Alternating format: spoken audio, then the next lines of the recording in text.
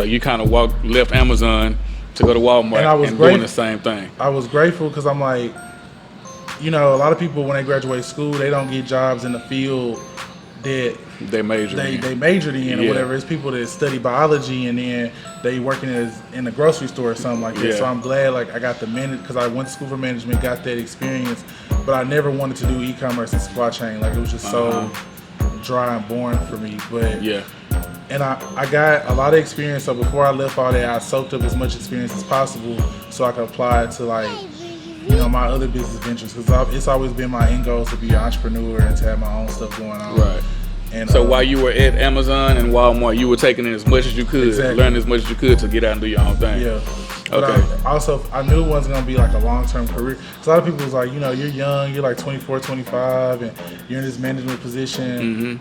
And that was another thing. So I'm working on a lot of like mid-age people or whatever. So I couldn't relate to people. So whenever they're talking about their families and all these dry ass jokes, I'm just like, I can't. Yeah, couldn't relate. Yeah. I had an internship at Walgreens, and a business management internship. So I was a journalism major, but somehow they came to the school. I went to Alcorn in Mississippi.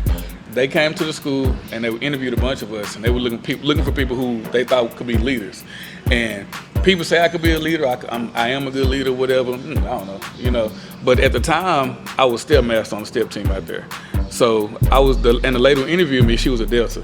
So she told me that. I told her I was an Alpha. We clicked, and I told her about the step team and how I ran things. I didn't run things well, but I was running things. So that's how I ended up getting a business management internship. So I went out there, and it's the same thing you telling me, because at the time I was 21. I was 21. And those people were, you know, 40, 50. It was the youngest girl that was like maybe 32, 33, but she had 4 kids. So most everybody there I couldn't really relate to. And it's like my manager come tell me to tell Miss So-and-so to do something. And I'm like, she older than my mama. Exactly. You know, and it was a weird dynamic just trying to talk to them and, you know, trying to run the store the way that I thought I was supposed to run the store. And they look at me like, you 21, you don't know the first thing about management.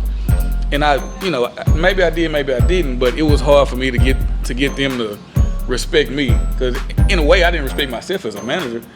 It's like I shouldn't be here. You know, I was a journalism major, and I talked to somebody the right way. I said the right things, and then she made me a manager over these people.